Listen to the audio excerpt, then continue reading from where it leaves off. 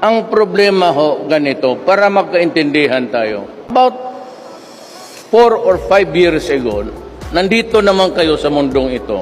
Yung overflights ng intelligence ng Amerika, Pilipinas, France, lahat na, nakikita nila dyan sa South China Sea that something was brewing. Merong increased activity and slowly, pinablish yun sa newspaper that there is something that they are going to build, parang bunk houses. And everybody knew it. Si Noynoy alam niya. Ang Amerika alam nila.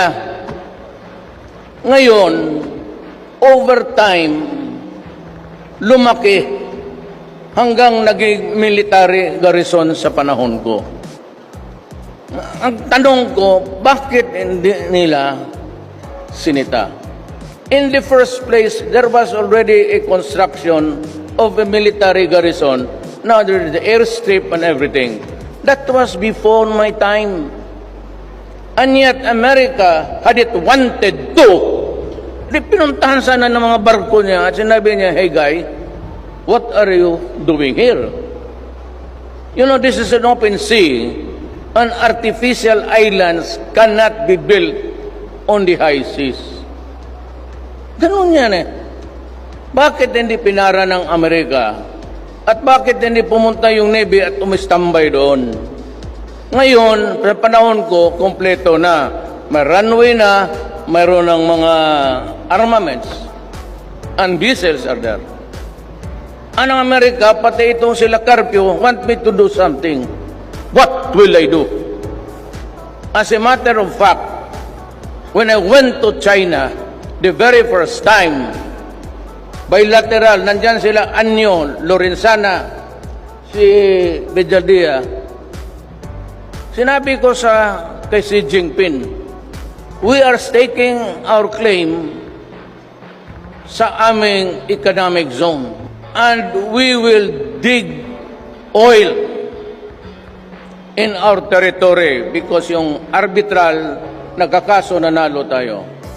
Anong sinabi ni Xi Jinping? Nandiyan yung mga military natin, Anyo, Lorenzana, Esperon, National Security Advisor. You know, sabi niya, Mr. President, interpreter, hindi kaya mabuti mag-usap muna tayo. Kasi away sila ni Aquino eh.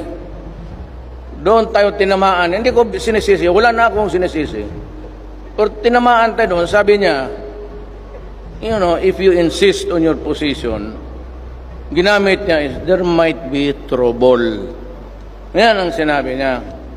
Why don't we just talk about cooperating whatever we can do or see in these places? Ako wala akong choice.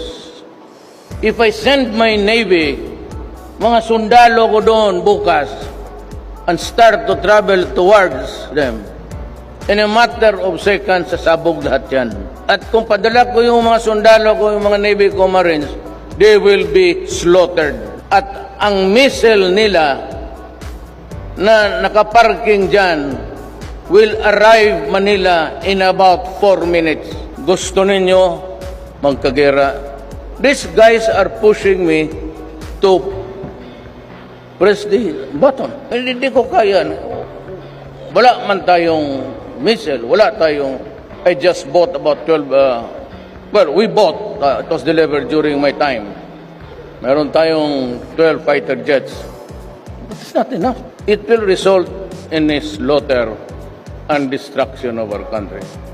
But anyway, ang Amerika sabi niya tutulong kasi may US defense tayo. Alam mo, yung sugal na yan, sabihin mo, address, sige, I have your back covered.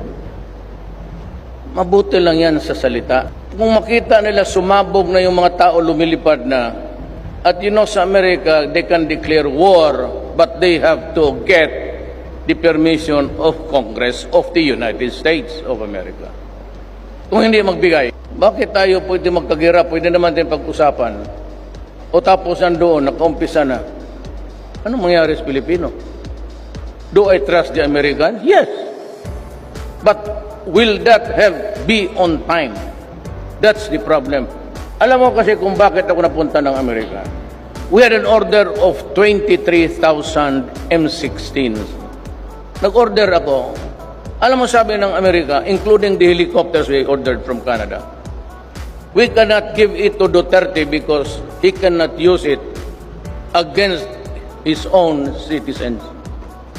Kung para kapakabobo naman itong mga putang inan to.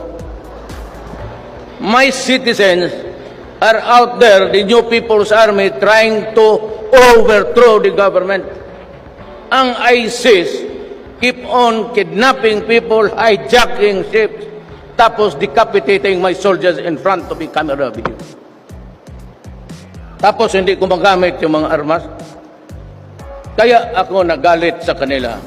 Sa akala nila nawala na yung galit ko. Well, anyway, marami kami, si Pompeo, we talk. Restoring normalcy. Pero sabi ko, ayaw ko na. Kasi ganito, delikadesa. Nung pumunta ako sa China, sabi ko, magbili ako ng armas, pautangin mo lang ako, wala ang pera. Sabi ni Xi Jinping, okay lang, bigay ko sa iyo. Then I went to Russia. On the day na pumutok ang Marawi na sa Russia ko, negotiating to buy arms.